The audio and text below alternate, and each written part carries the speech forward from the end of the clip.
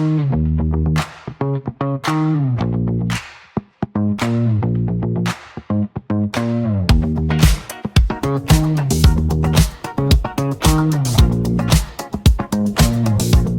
you very much. Hi, everyone. Hopefully, it's not too late in the afternoon. You're not falling asleep yet. And the song earlier woke up everyone after lunch. I'm JM. I've been at Datadog for 10 years. Today, we're going to talk a bit about how our team's working on analytics data platform, and I'll detail a bit more what that means. How we had to evolve our tech stack, our practices to now power AI across the company. I'm going to start with the modern data stack. One of the first talk in the morning mentioned that was our world a couple of years ago. Everyone was talking about this like new tooling, new generation of tooling to extract data, load it, do ELT, ETL with your warehouse, different type of usage. And then AI came in with ChatGPT and so on, and now it became the focus of everyone and all the companies you have the chance to work for. On my end, so I joined Datadog 10 years ago. I've done most of my career there around the data space. I started as a data analyst and then data engineer in the internal analytics teams.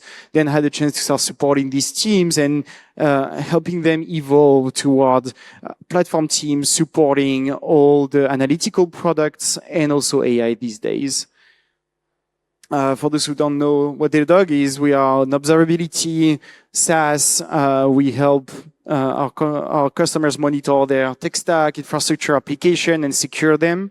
Of course, there is some AI features in it. This is the list of all the products. Obviously, I'm not going to detail it, but what's funny that when I joined, there was only the first column here. And you can see in the past 10 years, like the velocity at which the company started releasing new products. And what's interesting is that we help big customers observe, also secure. We entered the security market a few years ago, and also act on their systems. And that's where AI, I'm going to demonstrate it, is very important because we can now help customers make actions on their code, on their infrastructure. On the product story, we started with this infrastructure monitoring, then evolved into application performance monitoring, logs. And in the past few years, what was interesting is that Datadog started releasing new products around analytics. So not only serving as monitoring, operating systems, but also understanding users, supporting users. And that was the first evolution of our analytics data platform teams. Because when we started a few years ago, the tech stack was really similar to the modern data stack that we had. We were supporting analytics. We had Airbyte for extract load, dbt on Snowflake, still Spark for big data pipeline, especially on observability data, and then the classic BI tools. Our team are here to empower Datadog engineers to intake data, process it, govern it, store it, and serve it. So we specialize on analytics data.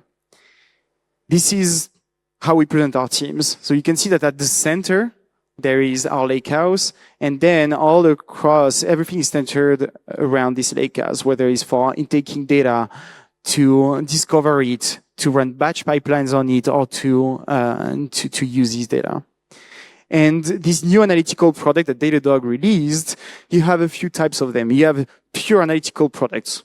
Some where you can enable customers to do analytics on their cloud spends. How much does your instances on AWS or Google Cloud Platform cost? And then you have more analytical products where on legacy products, such as alerting, now the product team wants to enable analytics and auditing on it. So it's a different type of processing data, different way of processing, storing the data, and using it and showing it to customers in the product. So we went from a world where Datadog was really infrastructure focused with logs, metrics, all of that is real-time data that keeps speeding all the time. That's very granular, and that usually you want to use the very recent history, to more analytical features where the data is usually produced in batch or processed in batch. It's usually large, tabular, aggregated data sets, and you want to query it on the long-term history. And that's where Iceberg started making sense for product teams. And at Datadog, they started looking into like who was doing Iceberg. And my teams were doing Iceberg because we were enabling internal analytics on large data sets, such as, again, the data that was produced by the products. So they said, like, you guys are going to help us build a platform that's going to power the new analytical products as well. So you're not going to do internal analytics only anymore. And that's where the data stack started evolving a bit. Now, Spark became once again very important to do these batch pipelines on this massive amount of data. Iceberg became the center of all our offering within the company to support still internal use cases, but also now customer-facing products. The intake was done differently also. Spark again, Flink, but that's something that we don't want our users, so the other engineering teams at Datadog, to really worry about it. And the serving now, well, it's exposed on Datadog. When you query some analytical products, you don't know, but under the hood, there is our Iceberg-backed Lakehouse. It's using Trino for querying and other technologies we're working on. But that's where our analytics data platform had to evolve. So I was saying that my title was mentioning AI. So I'm going to say, okay, how does that relate to AI? So first of all, what is AI when you're talking about Datadog? So Datadog is focusing a lot of our effort these days, as everyone, on two things around AI. One is enabling agentic and embedded AI across all the products. That means that you're going to have agents that can automatically detect, investigate issues on your infrastructure and application and help you remediate it very fast. Then all these AI models that you're developing or using, you want to make sure that they do what they're intended to do. So we offer some observability tooling to make sure your model don't drift and that they are high quality. Here, I'm going to focus on the first type of AI that we do in the products because that's where my teams are involved. Datadog has one unique advantage, is that for years, we have seen trillions of data points across metrics, logs, infrastructure from our customers. And not only we have these data points, we also have the context associated to it. What actions was taken by human beings, how things are structured and named in our customers' infrastructure and stack. How do people communicate? How do they interact with this data? And then that can help some agents who are developing to start taking actions when there is incidents, when you want to generate code to fix issues and so on. And Datadog is releasing these days these three types of AI agents. One is an SRE agent, where you have the agent that can investigate problems on your infrastructure when there is an alert and basically try solving the incident for you instead of waking you up at 3 or 4 a.m.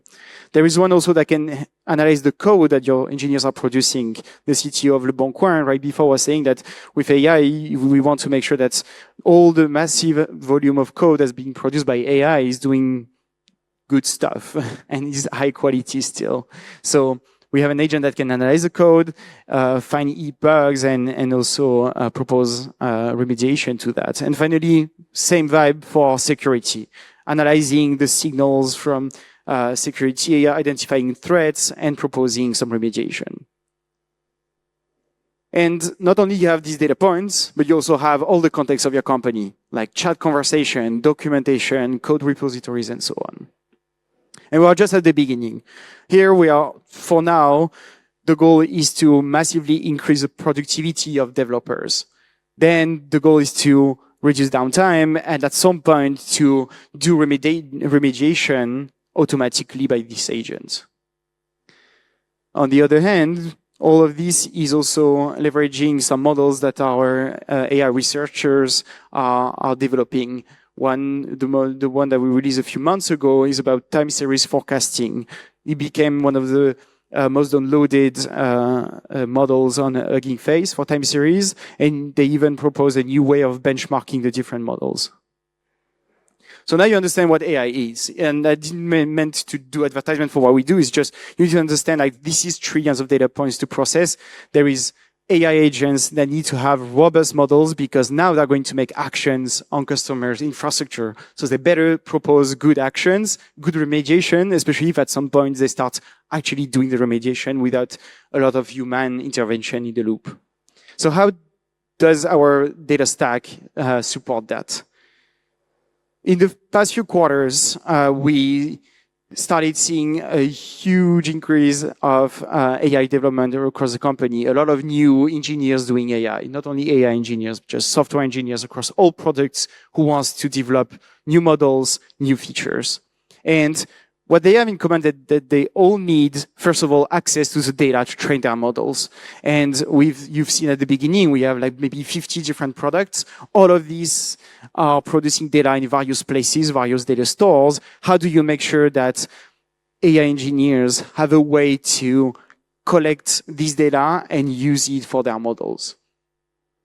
The second thing is that they need the storage. Not only the intake, they need the storage that's scalable, that's reliable, and also that's not impacting production systems. And that's where our Iceberg-backed Lakehouse came into place.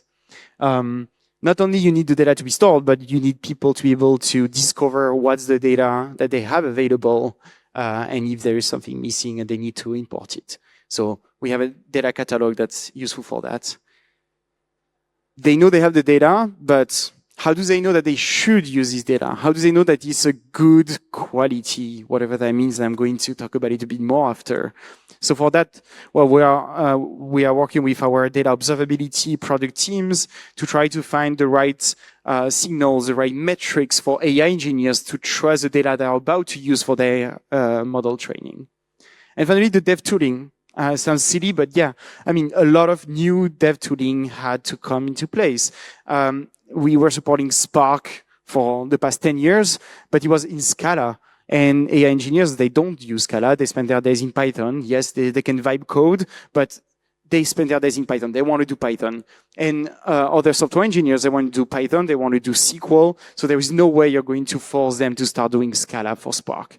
They need new framework to process the data, like Ray is used these days at Datadog, so they need to for us to support this new type of batch pipelines. And also, where they do the code is important. So they do both Jupyter notebooks for testing the data sets, playing around, starting to code some machine learning models, and also they are in IDEs, Cursor, for example. So data quality, that one is a hot topic these days because we know what data quality means. You have friends at Sifflet here doing great demos of like for the stack that we've been knowing all along in the past few years.